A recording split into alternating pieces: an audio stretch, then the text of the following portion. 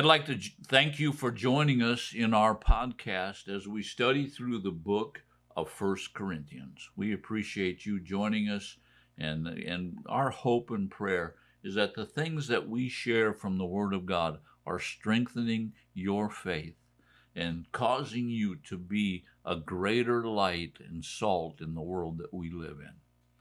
We're now today in 1 Corinthians, the 15th chapter, verse number 39. Now again, and I've said this many times before, go back and listen to these other podcasts, because we're just taking this to segment, and it's so important that you get everything in its context.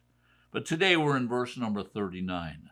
And the Apostle Paul is giving us a little biology lesson. He's talking about the seed. Now he's talking about flesh, this physical flesh.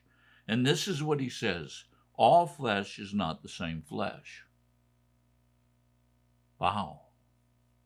What's Paul talking about? All flesh is not the same flesh. And then he goes on, he says, but there is one flesh of men. There's another flesh of beast.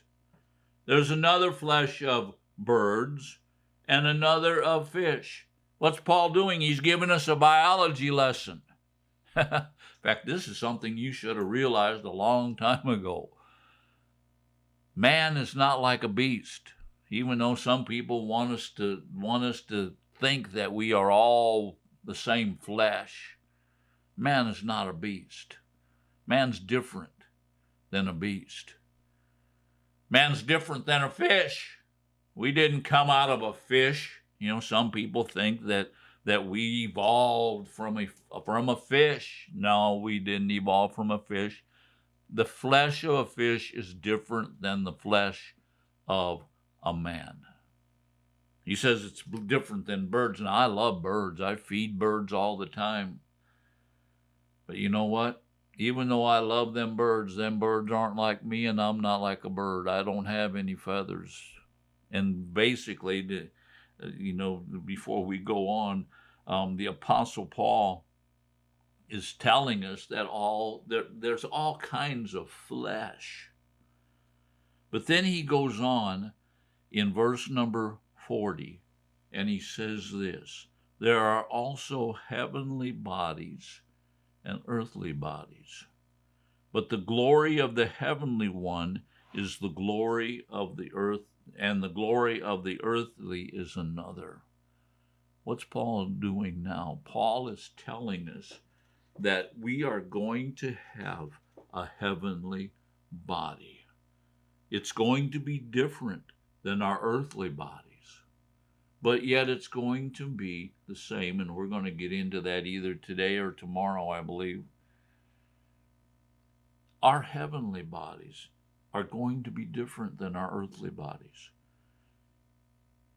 Our heavenly bodies, and we've talked about this, are a gift that's given to us from God. Our earthly bodies are a gift that's given to us by our parents.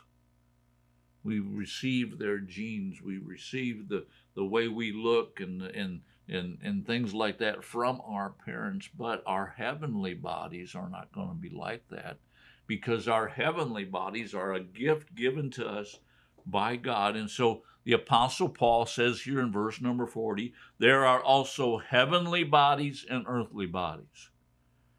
We right now are living in earthly bodies. Someday when Jesus returns, I am going to pick up a new body from heaven. So are you if you're a believer. It's going to be a heavenly body. Then he goes on in verse number 40, he says, but the glory of the heavenly one is the glory of the heavenly is one, and the glory of the earthly is another. What's he talking about? The word glory means radiance. It means dignity. And so he says the radiance or the dignity of the heavenly body is different than the dignity or the radiance of the earthly body. And let me just say this thought just ran through my mind. You know what? We need to treat our earthly bodies with dignity, but it's going to be different.